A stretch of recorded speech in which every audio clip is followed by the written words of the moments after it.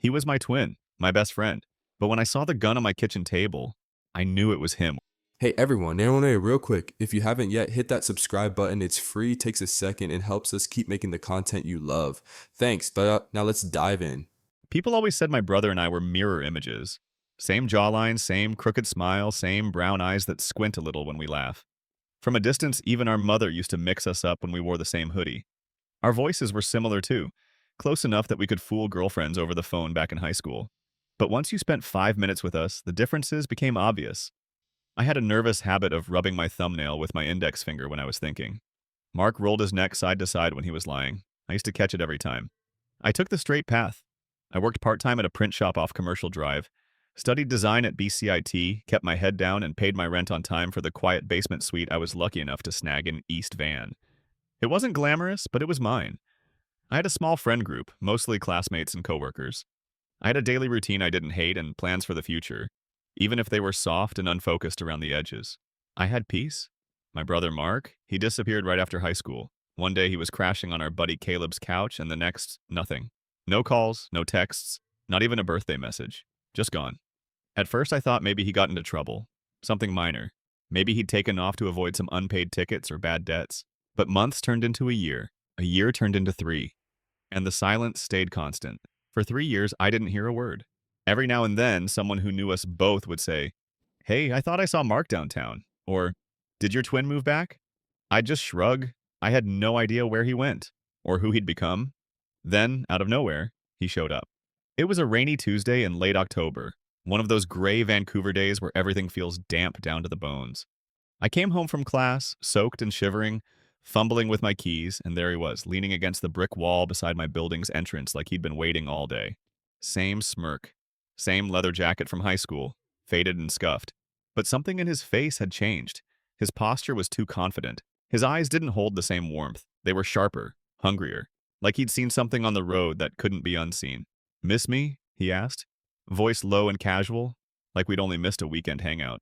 His name's Mark. Mine's Daniel. We used to be inseparable. Not just twins, best friends, partners in every dumb scheme and adventure. Growing up, we'd do everything together. Ditch class to skate the seawall, sneak beers from Dad's fridge, swap places just to mess with people. But after graduation, something changed in him. He got restless, started hanging around guys older than us, guys who drove expensive cars and wore Rolexes they didn't earn, the kind of people who paid in cash and avoided eye contact with cops. I tried to talk to him back then, to pull him back in, but he slipped away, and then he vanished. That night, after the shock wore off, I let him in. Of course I did. He was my brother. We sat in my tiny living room, drank cheap whiskey, and tried to bridge 3 years of silence with bad jokes and half-truths. He said he'd been doing business out east. Something about private work, contracting, a little hustle here and there. He was deliberately vague, and I didn't press. Not yet. We stayed up late. He told a few stories, none with names. He never said where exactly he'd been. Toronto, Montreal, somewhere in between. His phone kept buzzing. Every time it lit up, he glanced at the screen and stepped outside to answer. When he came back, his mood always shifted. Colder, less present. A week after he moved in, I started noticing things. There was a car, black Audi, tinted windows. It parked down the block every night but never stayed longer than 10 minutes. I asked him about it. Mark shrugged. Said it was a friend's ride. That he was borrowing it to move stuff. He didn't say what kind of stuff, and I didn't ask. But the questions were piling up. He always had cash. Big bills. Paid for groceries without checking prices. Came home late, sometimes not at all. Always dressed well, designer sneakers, cologne I couldn't afford. Phone newer than mine. He talked fast but never said much, and I kept telling myself he'd come clean eventually. But deep down, I already knew. He wasn't just back. He was hiding in plain sight, using my apartment as a safe house, smiling that crooked smile, sleeping in the bed I'd made for him. And whatever he was into, it wasn't good. I just didn't know yet how deep it went, or what it would cost me. The first time I actually saw it, I was grabbing my coat from the couch and noticed Mark's duffel bag slumped against the side. It was half-zipped, like he'd rushed out or got lazy. I bent down to move it, and that's when I caught a glimpse of something inside. A corner of a vacuum-sealed bag, dense and off-white. Not flour, not sugar. My stomach turned. I zipped the bag shut without another breath and walked out like I hadn't seen a thing. That night, he came home around 2 a.m., reeking of cologne and weed, laughing to himself like he'd just won at blackjack. I was still up, pretending to scroll my phone on the couch. "Where have you been?" I asked. He shrugged off his coat, tossed it on the floor. Meeting some guys, he said. Nothing serious. He didn't elaborate, and I didn't push. The next morning, the bag was gone. From that point on, everything started slipping sideways. The Audi started showing up more often, always within the same 10-minute window, always idling across the street with tinted windows and the engine humming like a threat. The guy who stepped out wore the same gray hoodie, hood up even when it wasn't raining. He never looked at the house, just stood on the sidewalk like a ghost. Mark would meet him, nod, sometimes pass off a small box or an envelope, and come back in 5 minutes later. I told myself maybe it was just weird delivery stuff. Maybe I was paranoid. But then there were the bags. I found another one stashed behind the cleaning supplies under the kitchen sink. Not a lot, but enough to know. A brick, maybe half, tightly packed, unmarked. Once I watched Mark tuck a small plastic-wrapped packet into the lining of his jacket before heading out. He saw me watching, didn't even blink. "What?" he said. "You think I'm running guns?" He laughed like it was a joke. I didn't. He stopped hiding things after that. Started getting comfortable. Too comfortable. Like I was just background noise. I accepted my place as his silent roommate. He left doors unlocked. Took calls on speaker. Said things like half a brick. Fronted. Don't burn it all in one place like it was just regular slang. I heard names I didn't recognize. Places I'd never been to. Mentions of Surrey, Richmond, Hastings. Once he said something about sitting on wait and moving quick before the border checks tighten. Maybe I should have said something then. Maybe I should have kicked him out, but I didn't. I was scared. Of what he'd say, of what he'd do, of what knowing too much might mean. One night I came home early from a night class and found him in the living room, cutting up lines on my coffee table like it was just another Tuesday. A rolled up bill in one hand, a phone buzzing in the other. He looked up at me and grinned. "Relax," he said. "It's not for me. It's just good for business if you know your product." That was the first time I truly felt sick to my core. Not just at the drugs, but at how normal it felt to him. The second time was worse. A girl showed up at our door, maybe 17, maybe younger. Thin, pale, nervous as hell. Her eyes darted around like she was hearing things I couldn't. She asked for M. Mark wasn't home. I said she had the wrong place. She didn't believe me. Her eyes lingered on mine, unblinking. "You're his brother, right? You look just like him." And then she laughed. Dry, empty, like she knew something I didn't. After she left, I checked the front window 3 or 4 times. I kept hearing phantom knocks. I double-locked the door. That night, I didn't sleep, not a minute. The next day, I bought a new deadbolt and started locking my bedroom door at night. And with every passing hour, I kept asking myself the same thing. How long could I keep pretending I didn't know what was happening under my own roof? And worse, what would happen when pretending wasn't an option anymore? It happened on a Sunday afternoon. Rain again. Vancouver never lets you forget it. Light enough that the sidewalks shimmered, but just heavy enough to soak through your hood if you stood still too long. I had gone out for groceries. Just the basics. Bread, eggs, a box of cereal. Hoodie up, earbuds in. The same route I always took. Nothing out of the ordinary. Until it wasn't. On the way back, just as I was crossing Victoria Drive, a black unmarked SUV pulled up beside me. Slow, silent, tinted windows. I didn't think much of it at first. It was someone lost or just waiting for someone. But then the passenger window rolled down with a low electronic hum. A man in plain clothes leaned out. Clean-shaven, close-cropped hair, that no-nonsense cop energy that's hard to miss. "Mark?" he said. I stopped mid-step, pulled one earbud out. "No," I said slowly. "Daniel." He stared at me for a second too long. Then the passenger door opened and another guy stepped out. Same plainclothes look, but this one was bulkier, taller. They moved with purpose. Before I could say another word, they flashed badges. "Step over here for a minute, just a quick chat." I didn't argue. Something about the way they said it, calm, rehearsed, told me they weren't asking. They walked me toward the edge of a parking lot, away from the sidewalk traffic. My heart was already pounding. Not because I'd done anything wrong, but because I knew who they thought I was. And I didn't like where this was going. They started asking questions. Casual at first. Where I lived, what I did, who I spent time with. Then the questions got sharper. "You drive a silver Audi?" "No." "You know anyone who does?" I hesitated. "Not off the top of my head." The bigger one narrowed his eyes. "You sure about that? Plates ending in 9P6? Of course I knew the car. It had been parked outside our building enough times I could sketch it from memory, but something in me locked up. I lied. "No, doesn't ring a bell." They didn't push. Not really. They let me go after 10 minutes of light interrogation. Told me it was a routine check, just making sure things stayed quiet in the neighborhood. But before I left, one of them handed me a card. "Detective Reimer, Vancouver Police, Drug and Organized Crime Unit." A phone number under the name, sharp and simple. "If you remember anything, give us a call," the detective added. "We're not looking to ruin lives. We're trying to make sure the wrong people don't get hurt." I nodded, shoved the card in my pocket, and walked the rest of the way home with my stomach twisted in knots. My legs felt like they didn't belong to me. My skin felt too tight. I kept checking over my shoulder like I expected someone to be following me. That whole walk home, I felt like I was being watched.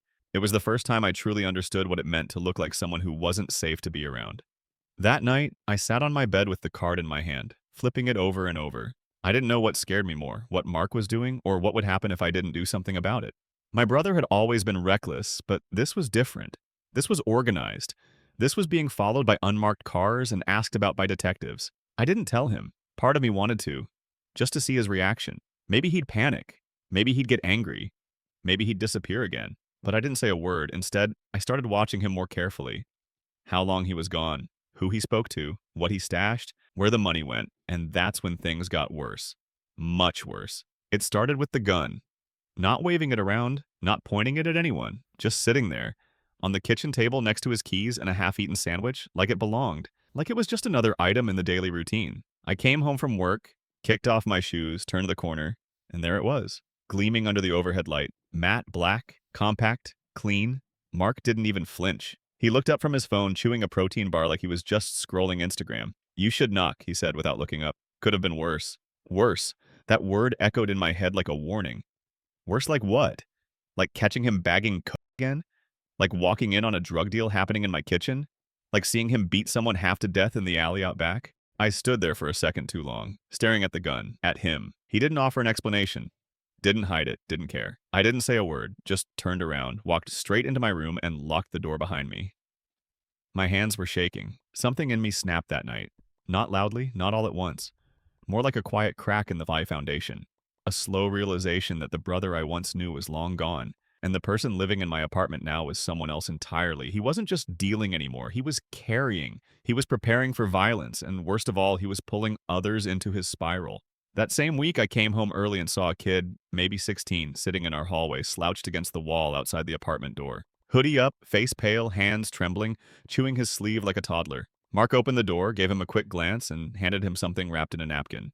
"Start small. Keep your head down," he said. He closed the door before I could even react. I stood there, frozen, watching the kid walk off, like he was disappearing into something he'd never come back from. 2 days later, a girl came over. I didn't recognize her. Young, maybe 20. She looked strung out, eyes wide, makeup smeared from crying. She banged on our door for nearly 5 minutes. I watched from the hallway, paralyzed, as Mark finally answered. Her voice cracked. "My cousin. He OD'd last night. He got it from the usual guy. You. It was yours." Mark didn't blink. "I don't know what you're talking about," he said flatly, and shut the door in her face. She stood there, fists clenched, tears mixing with rain. Then she turned and walked away. I couldn't breathe. I wanted to punch him. I wanted to scream until the walls shook. I wanted to drag him into the street and make him feel everything he'd made others feel. Instead, I picked up Detective Reimer's card. It was still in my drawer, same place I'd left it, still creased from how many times I'd picked it up, held it, thought about it, and put it back. That night, I sat on the edge of my bed for what felt like hours. Just me, the card, and the muffled sound of Mark laughing in the next room. Laughing, like nothing mattered, like lives weren't being shattered around him. I stared at that card like it was a detonator, like one phone call could blow everything up, for him, for me, for both of us, and maybe it could. But deep down, I knew. If I didn't do something now, I wasn't just a bystander anymore. I was complicit. I was part of it. My silence had become permission. He was my brother, my twin. We used to be indistinguishable. We shared a face, a history, a bloodline. But somewhere along the way, we'd split. He was walking into the dark, and I couldn't follow. Not anymore. It took me 2 more days. 2 days of pacing my room in tight, anxious circles, wearing out the carpet near the door. 2 days of staring at the ceiling at 3 a.m., counting the seconds between Mark's footsteps in the hallway. 2 days of pretending I didn't hear him counting stacks of money in the living room or overhear muffled conversations with strangers in low, urgent tones. The sound of visitors tapping the door in code, coming and going at all hours, it was constant. And all the while, Detective Reimer's card sat on my desk like it was daring me to make a choice. I kept picking it up, running my thumb over the crease in the middle, then putting it back. Like the act of holding it might somehow transfer the responsibility to someone else. But no one was coming to save me from the decision. No one else could draw that line. The morning I finally called, the city felt eerily still. Overcast sky, that low Vancouver gloom pressing against the windows, the kind of cold that sinks into your bones and lingers. I made myself coffee and couldn't even drink it. My hands were shaking too badly. I picked up the card one last time, stared at the number, and dialed. It rang twice. Reimer, came the voice. I didn't bother with pleasantries. You asked about a silver Audi, plate 9P6. There was a pause, the kind that weighs a ton. I'm listening, he said. And so I told him everything. The Audi, the duffel bags, the gun on the kitchen table, the girl who screamed through tears about her cousin overdosing, the kid with trembling hands. I even told him the names I'd overheard. The places Mark mentioned under his breath. Parking lots in Burnaby, alley drops in Surrey, a late-night trip to Nanaimo he never explained. I didn't try to cushion anything. I didn't protect him. I didn't protect myself. When I hung up, I just sat there, staring at the dead phone in my hand.